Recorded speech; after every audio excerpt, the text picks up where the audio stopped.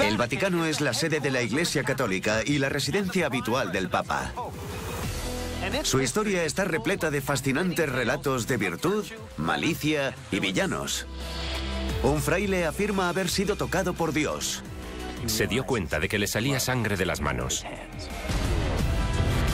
Los métodos de un papa venenoso. Su nombre es sinónimo de excesos y traición. Y un mítico pontífice desenmascarado. El papa es en realidad una papisa, un papa mujer. Estos son los grandes misterios del Vaticano.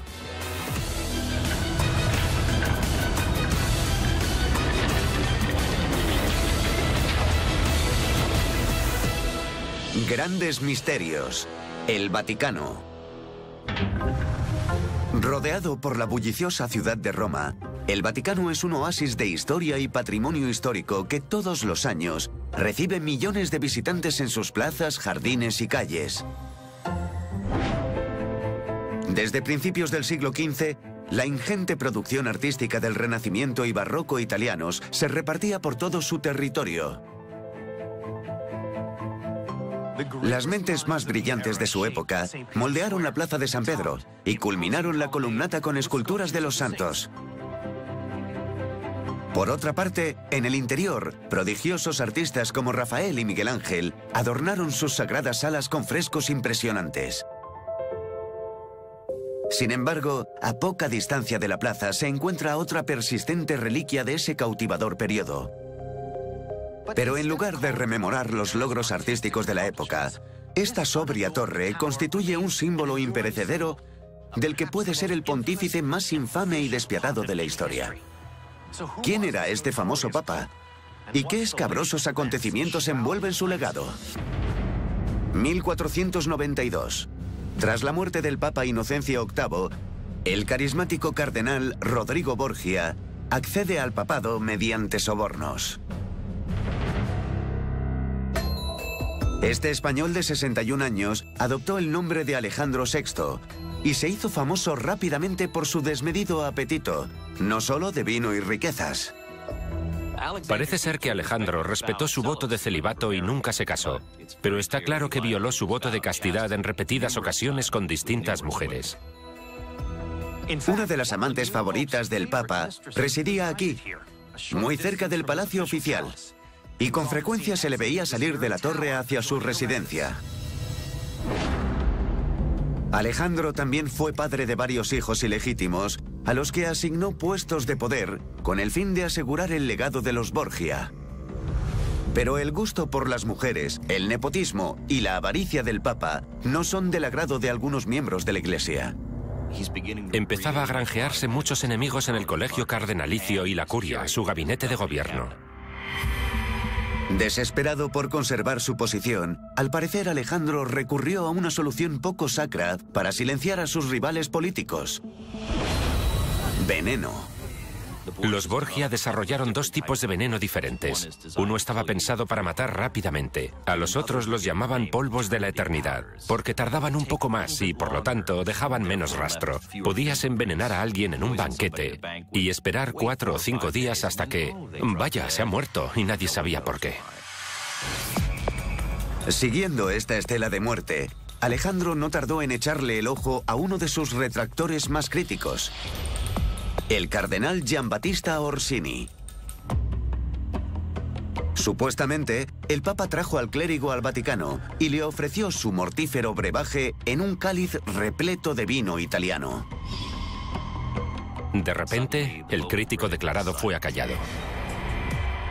Una y otra vez, el Papa Alejandro asistió al entierro de todos sus oponentes, y a medida que morían, su poder parecía inquebrantable.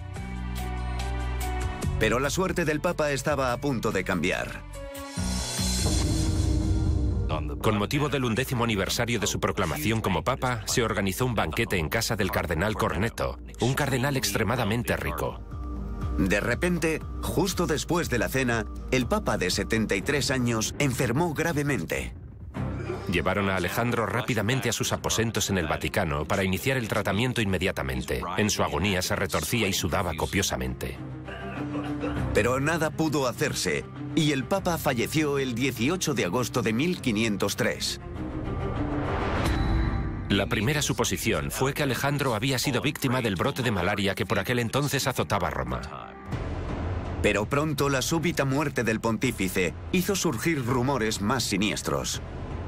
Con todo lo que había hecho durante su carrera en la Iglesia, su crueldad y su deseo de afianzarse en el poder, está claro que a Alejandro no le faltaban enemigos que quisieran librarse de él.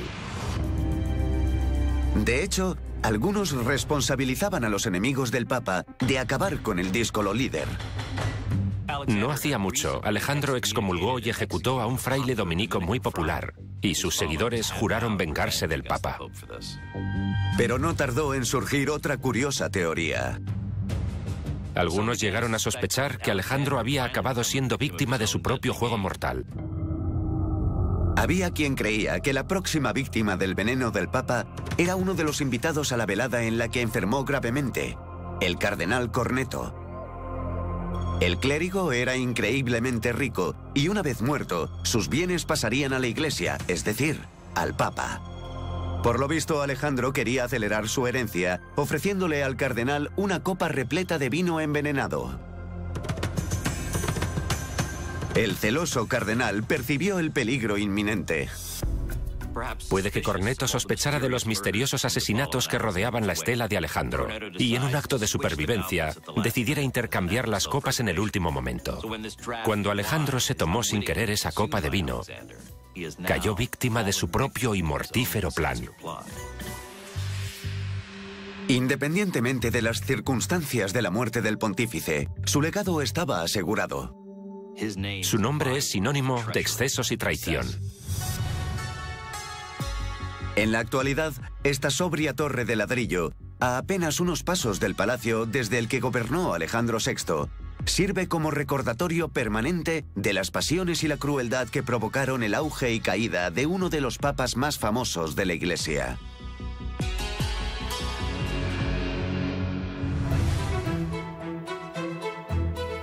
En el corazón del Vaticano se encuentra una de las iglesias más grandes del mundo, la barroca Basílica de San Pedro.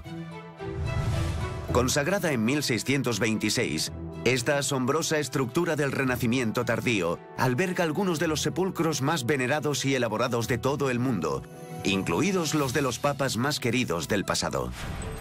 Pero según la tradición local, fuera de los confines de la Ciudad Santa, en esta antigua calle vivió una figura legendaria y controvertida, cuya existencia ha sido negada por el Vaticano durante siglos, pero que para algunos es la única mujer que ha presidido la Iglesia Católica. En la calle de al lado existe incluso un santuario decadente que supuestamente fue erigido en su honor. ¿Quién fue esta mujer papa? ¿Llegó a presidir la Santa Sede? Siglo IX en Mainz, Alemania. Según cuentan, la joven Juana, hija de misioneros ingleses, se siente frustrada por las limitaciones de su vida. Era muy inteligente, mucho más que sus hermanos, y quería estudiar. El problema es que eso era imposible para las chicas de su época. Se suponía que tenían que crecer, casarse y tener hijos. Pero Juana tenía un ingenioso plan que le permitiría alcanzar un sueño aparentemente irrealizable: cortarse el pelo y usar los holgados hábitos clericales para hacerse pasar por un hombre. Y funcionó. No tardó en ingresar en un monasterio. La llamaban Hermano Johannes, uno de tantos jóvenes que estudiaba para acabar siendo monje. Y Juana destacó. Aprendió idiomas, estudiaba historia, estudiaba ciencia, y eso llamó la atención de sus profesores, que la consideraban un alumno sobresaliente. De hecho, sus tutores la recomendaron para un prestigioso puesto: copista de la Curia, la organización más importante del Vaticano. No tardó en ir a Roma, donde siguió causando buena impresión. El joven monje volvió a ascender rápidamente, esta vez a cardenal, sin que nadie pareciera percatarse de su auténtico sexo. Pero entonces, a esta joven de Alemania le sucedió algo incluso más sorprendente. Cuando murió el Papa León IV en el año 855, los cardenales unánimemente proclamaron a Juana como la sucesora del Papa. El ingenioso ardid de Juana la situó en el puesto de más poder dentro de la Iglesia. Recibió el nombre de Papa Johannes Anglicus, o Juan el Inglés. Pero otro escandaloso secreto acabaría provocando su perdición. Al parecer, tras 2 años de papado, Juana tuvo que oficiar una procesión entre la iglesia de San Pedro y la de San Juan Letrán, sede eclesiástica del Papa. Las calles estaban abarrotadas de gente que quería ver a su amado Papa. Pero de repente sucedió algo inimaginable. Se retorcía de dolor porque estaba de parto. Nadie sabía que estaba embarazada. Y allí mismo dio a luz a un bebé que nació muerto. Sus seguidores estaban horrorizados. El Papa era en realidad una papisa, una mujer papa. Después, no se sabe si debido a los problemas del parto o a las piedras lanzadas por una muchedumbre airada, Juana murió y fue enterrada en algún lugar de la calle donde se desveló su engaño. Se supone que este humilde santuario es en su honor. ¿Esta leyenda es simplemente una invención fantástica o existió realmente una mujer papa? Según la leyenda, a finales del siglo IX el trono papal de Roma estuvo ocupado por nada más y nada menos que una mujer, la papisa Juana. Disfrazada de hombre, se supone que su subterfugio fue descubierto cuando dio a luz a un bebé muerto mientras oficiaba una procesión. ¿Es posible que esta asombrosa historia sea real? Según los representantes de la Iglesia, nunca hubo una mujer pontífice. El Vaticano cree que en el mejor de los casos es una patraña utilizada para mancillar la reputación de la Iglesia. Hasta el siglo XIII, cientos de años después de su supuesto reinado, no apareció ningún documento sobre una papisa. Pero el informe más detallado lo escribió un miembro de la Iglesia llamado Martín de Tropau. Fue capellán y confesor de varios papas. Formaba parte del círculo de la corte papal. Él presenta esta audaz historia como un hecho. Nos la transmitió como una historia, la crónica de quien fue en realidad, no como una leyenda. También afirma que los papas evitan la calle en la que dio a luz Juana por estar impura, aunque sea la ruta más directa entre la iglesia de San Juan Letrán y el Vaticano. Pero esto también es polémico. El Vaticano dice que la razón por la que los papas toman otra ruta diferente es simplemente porque las calles son demasiado estrechas para acoger una procesión moderna. Pero hay quien dice que las pruebas de la existencia de Juana van más allá. Señalan a un extraño asiento que presenta un gran agujero y que parece un evacuatorio decorado.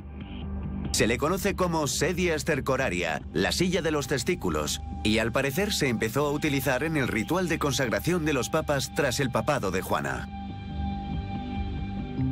Según la leyenda, durante la ceremonia y antes de darle las llaves del reino de los cielos, el Papa se sentaba en la silla y alguien metía la mano y se aseguraba de que tenía todo lo necesario. Otra prueba tangible se encuentra al norte de Roma, en Siena, una pintoresca ciudad de la Toscana. El Duomo principal del siglo XIII de Siena está revestido con bustos de terracota de todos los papas de la historia. Hay uno que, según afirman, es el de la papisa Juana. Numerosos documentos históricos mencionan su existencia. Pero en el siglo XVII, el Papa Clemente sustituyó ese busto por el busto del Papa Zacarías, seguramente para desembarazarse de Juana y borrarla de la historia. ¿Fue Juana un común mortal o solo un mito? Los historiadores seguirán debatiendo su existencia durante muchos años. Para ser alguien que puede no haber existido nunca, la papisa Juana se resiste tercamente a morir. Hoy en día, esta calle, junto con el desvencijado santuario, siguen siendo un punto álgido en esta historia realmente misteriosa. Al otro lado del río Tíber, frente al Vaticano, en el corazón de la ciudad eterna, se encuentra la iglesia de San Salvador en Lauro. Construida sobre las ruinas de un templo pagano, la iglesia actual data del siglo XVI.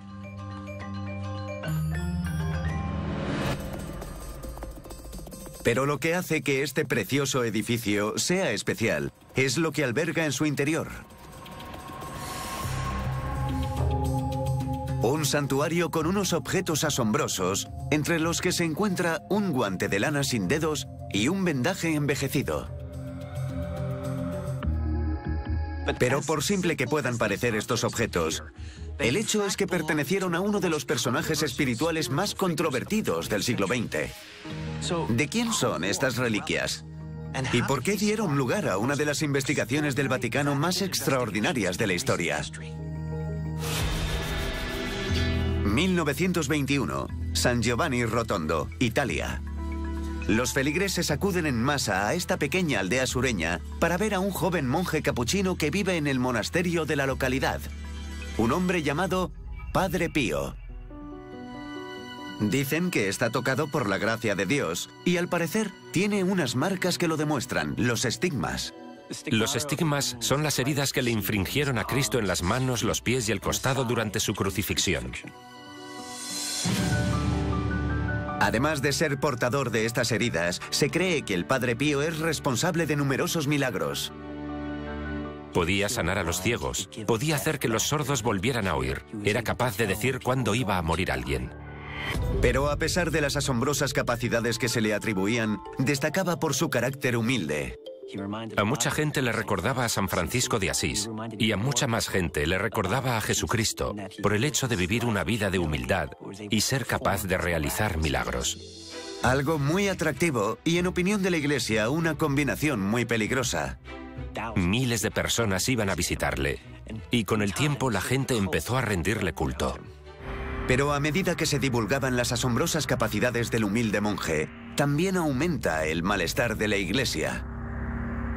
Había gente que pensaba que Pío podría estar fingiendo, que intentaba influir en los creyentes.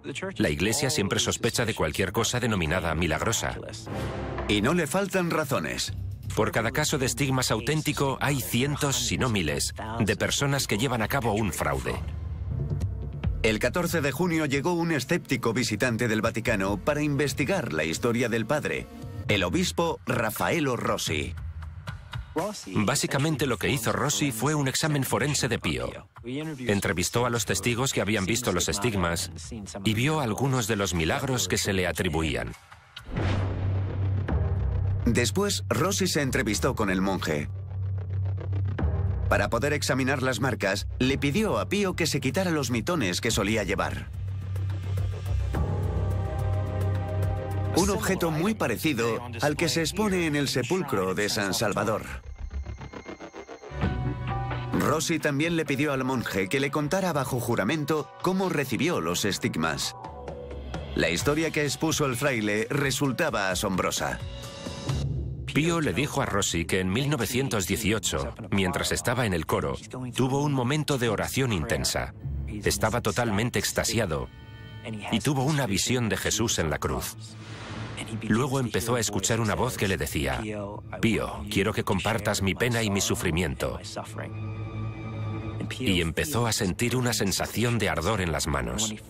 Cuando por fin salió de ese estado, se dio cuenta de que le salía sangre de las manos.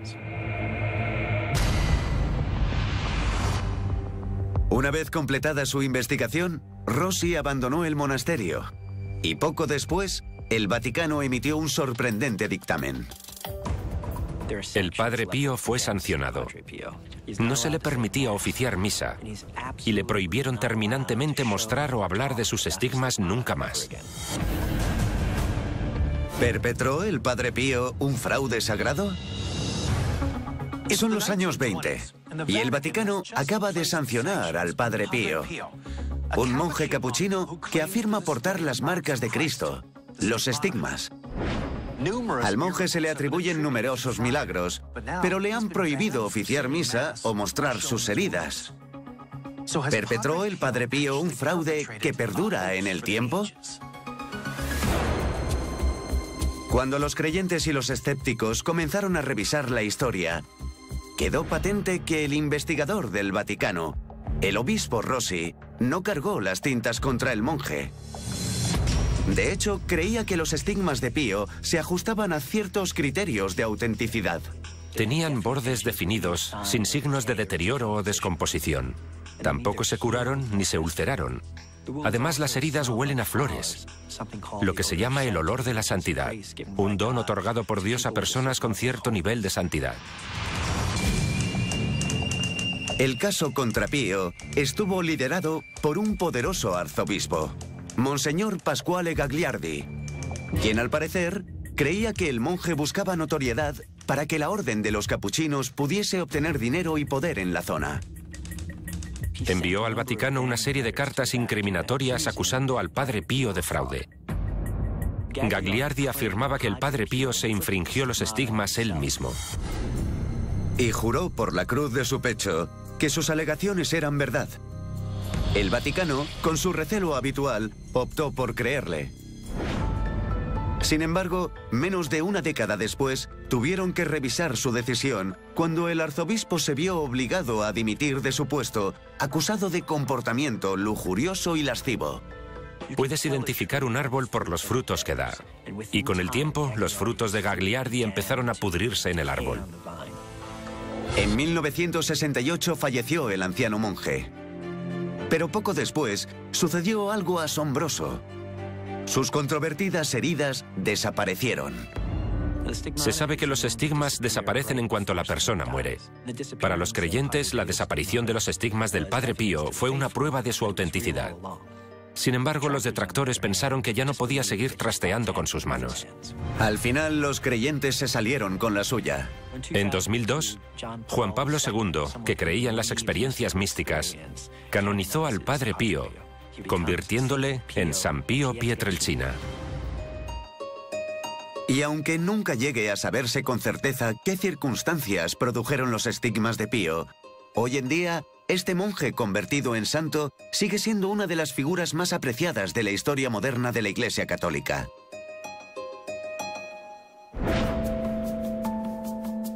El Vaticano es el país más pequeño del mundo con una extensión de 441.000 metros cuadrados cerca del centro de Roma. Pero en el pasado, la Santa Sede controlaba mucho más allá de este enclave amurallado. El Papa dominaba más de 39.000 kilómetros cuadrados de la península italiana, incluido el río Tíber, considerado durante mucho tiempo como un viaducto clave en la economía romana. No obstante, y a pesar de esta distinción, durante siglos el río Tíber se utilizó como turbio vertedero de cuerpos indeseados. Estas agitadas aguas desempeñaron un perturbador papel en un sorprendente y macabro caso que dejó a Roma perpleja.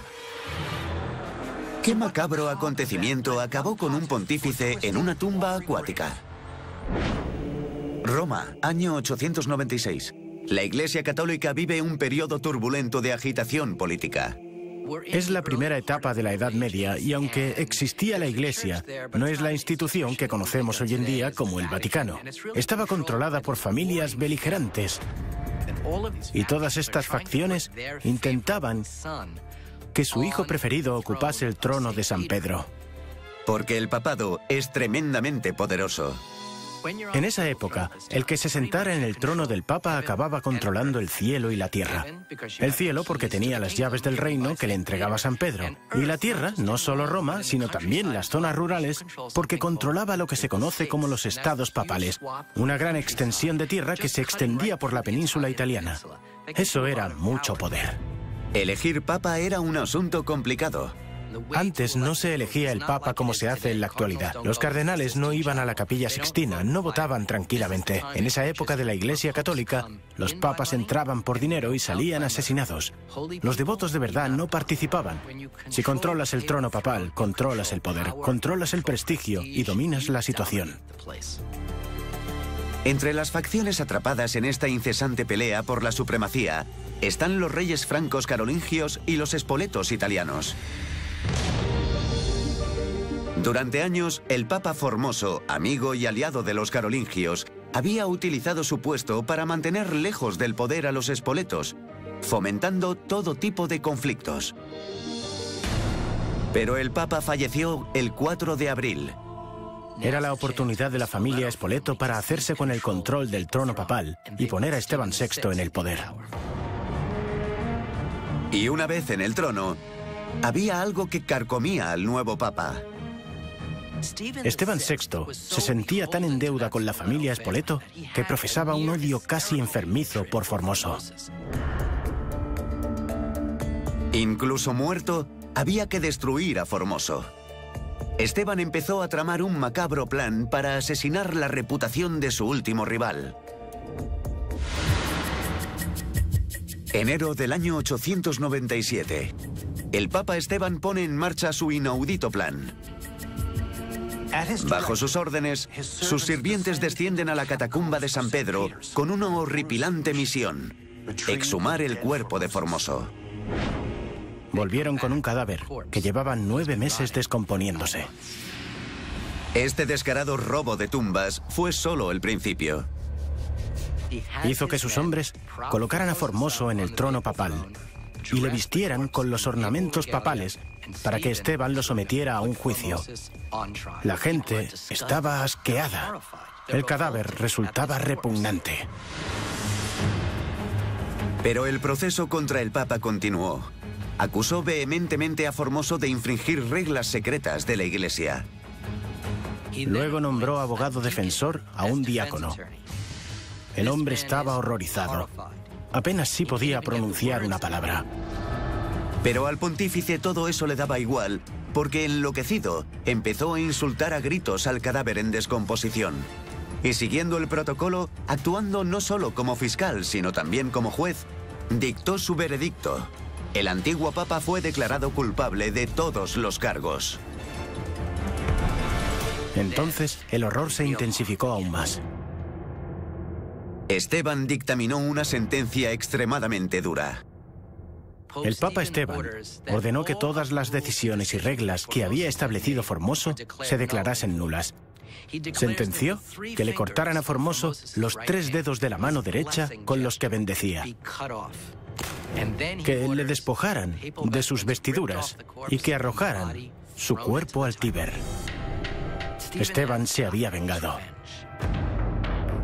Pero el pontífice erró en sus cálculos. Formoso era un papa muy popular y sus simpatizantes no tardaron en recuperar su cuerpo del Tíber. Después, la gente pidió explicaciones al Santo Padre. Esteban perdió el apoyo de la gente. Le expulsaron del trono papal, le metieron en la cárcel y murió estrangulado. El nuevo papa se apresuró a rehabilitar a Formoso. El juicio fue declarado nulo y volvieron a enterrar a Formoso con honores. Basándose en lo infame y abominable del incidente, se prohibió terminantemente juzgar a personas fallecidas. Hoy en día, los visitantes que recorren la orilla del río Tíber acaban su paseo en la breve y vergonzosa tumba de un papa.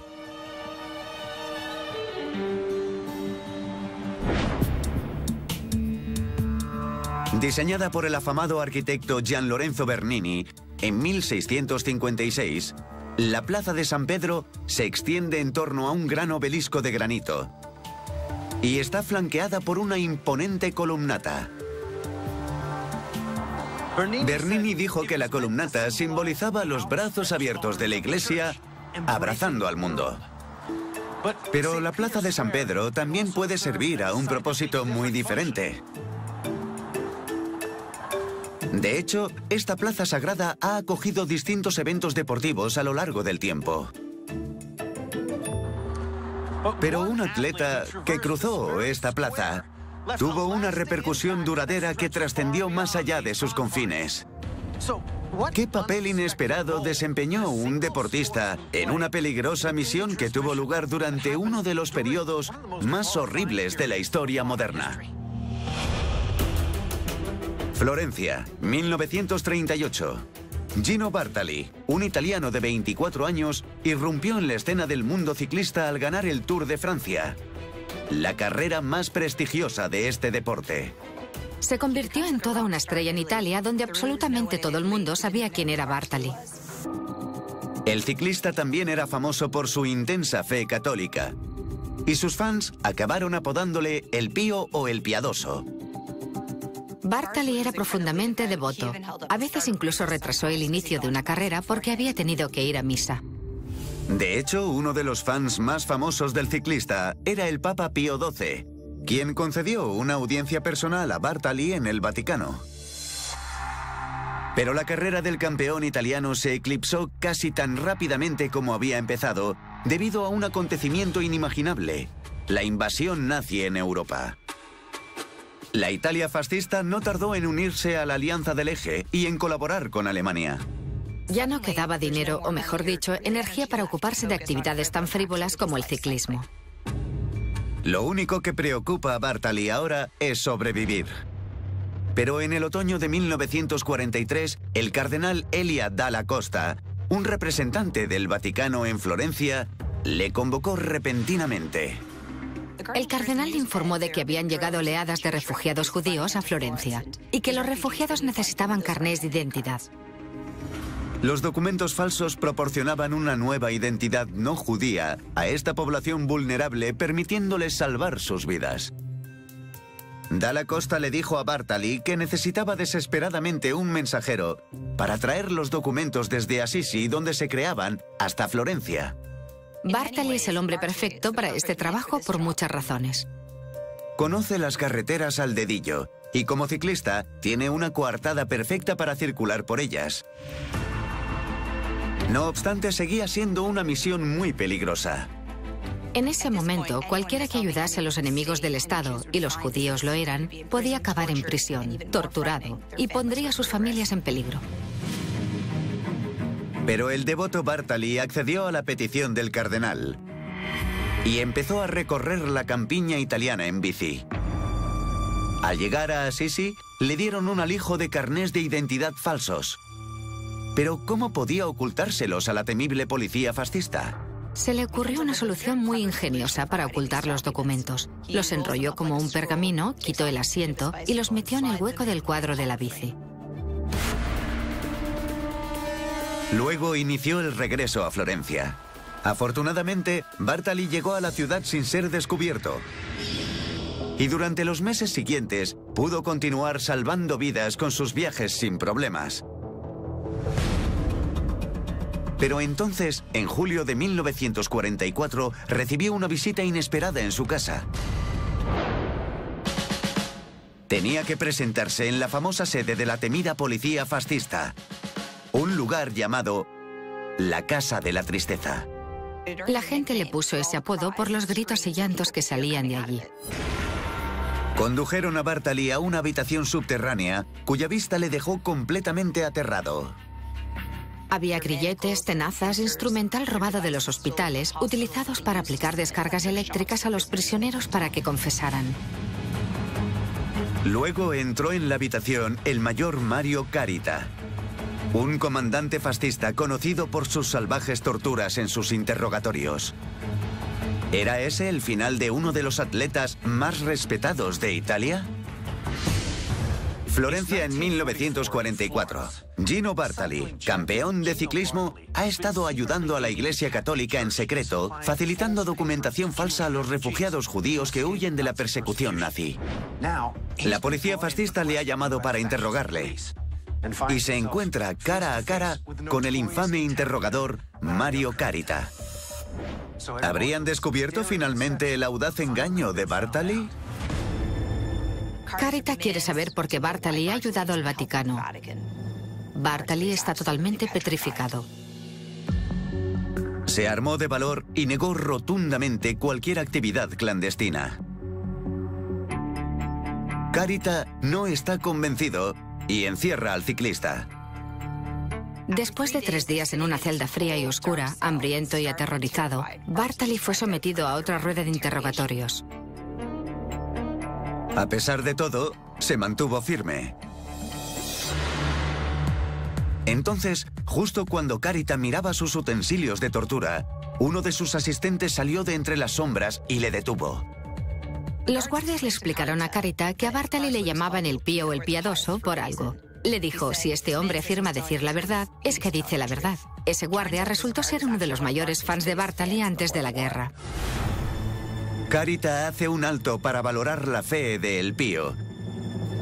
Y sorprendentemente decidió liberar al héroe nacional. Se salvó por los pelos. Todo esto dejó a Bartali profundamente conmocionado.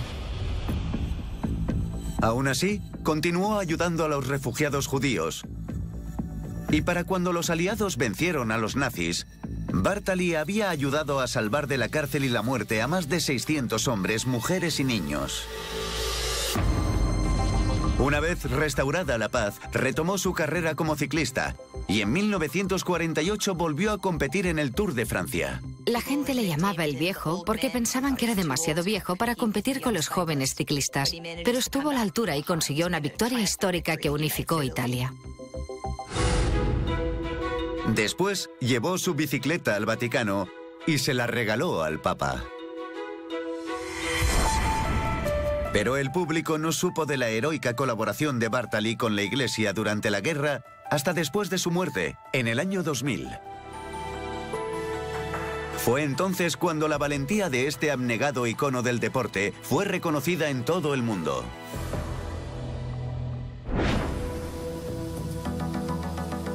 El Vaticano, un estado independiente, además de ser la sede del Papa, tiene uno de los ejércitos permanentes más antiguos del mundo. Los soldados de la Guardia Suiza, férreamente entrenados y con sus uniformes de brillantes colores, son todo un símbolo de la ciudad amurallada. Pero su papel no es solamente ceremonial. Los 100 miembros de ese ejército juran solemnemente proteger y defender al Papa a toda costa. Y eso fue lo que tuvieron que hacer en la que podría ser la hora más difícil de la historia de la Santa Sede. ¿Qué trágico acontecimiento hizo que el Papa se humillara para proteger el papel de la Guardia Suiza en la historia del pontificado? En 1527, Carlos V, emperador del Sacro Imperio Romano, controlaba vastas extensiones de Europa, desde Alemania al norte a España en el sur. Más de 20.000 soldados ocupaban el norte de Italia. Pero su supremacía tenía un coste. Las campañas de Carlos son tremendamente costosas y aunque posee muchas tierras, no tiene liquidez para pagar a sus soldados. Los soldados decidieron tomar cartas en el asunto e idearon una solución aterradora. Estaban empeñados en saquear una ciudad rica para así resarcirse de todas sus privaciones. Roma, bajo el liderazgo del Papa Clemente VII, parecía el objetivo perfecto. Es una ciudad con mucha riqueza y con una población relativamente poco protegida. Clemente contaba con unos 500 soldados profesionales para proteger Roma. Poca cosa para los mercenarios de Carlos. A primera hora del 6 de mayo, el ejército de Carlos V entra en Roma. Debía resultar aterrador ver a los soldados imperiales atacar, atacar y atacar. Buscaban cualquier cosa que pudieran llevarse. Obviamente, las iglesias no eran inmunes a los ataques. Dentro del Vaticano, el Papa Clemente estaba estupefacto. Convocó a su guardia personal, la Guardia Suiza, bajo el mando del capitán Kaspar Roest. Era un líder excepcional, muy comprometido con el Papa. Roest sabía que el Santo Padre tenía que salir del Vaticano y ponerse a salvo en el castillo de Sant'Angelo, la fortaleza militar del río Tíber.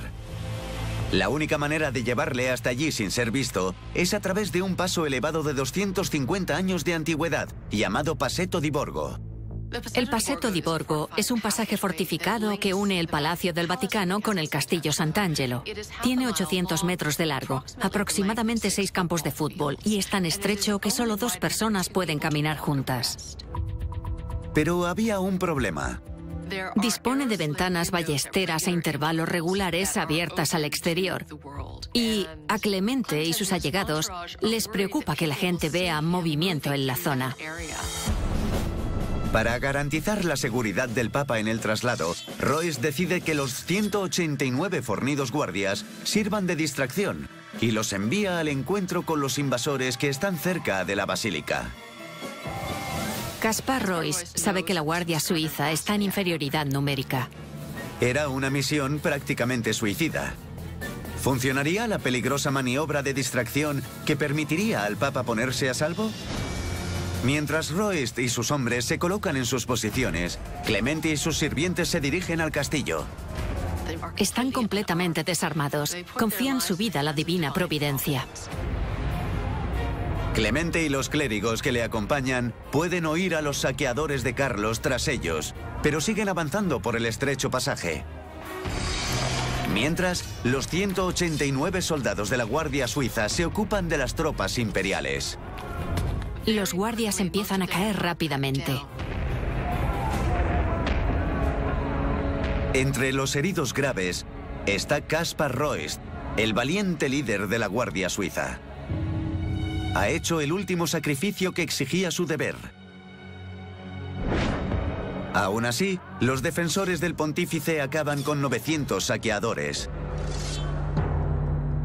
Los guardias supervivientes no tardaron en retirarse al castillo de Sant'Angelo, donde comprobaron aliviados que el Papa estaba a salvo. A pesar del enorme sacrificio, el plan funcionó. Pero el pontífice seguía atrapado en la fortaleza. Está a salvo, pero en realidad es prisionero de las tropas de Carlos en la ciudad. Al octavo día de saqueo, Clemente accede a pagar un rescate de 400.000 ducados, una cifra astronómica. Durante varios meses, Roma sufrió la presencia de los invasores y durante décadas se resintió de los persistentes efectos del ataque, pero tanto la ciudad como el papado acabaron recuperándose. En la actualidad, el 6 de mayo, el día en que los nuevos miembros de la Guardia Suiza hacen su juramento, se conmemora la lealtad de Caspar Royce y de sus compatriotas. No solo juran por Dios proteger el cuerpo del Papa, también conmemoran su carácter, su valentía y la memoria de sus compañeros. Su sacrificio no se olvidará nunca. De un Papa envenenado a un ciclista heroico. De los piadosos estigmas a un pontífice impostor. Soy Don Willman y estos son los grandes misterios del Vaticano.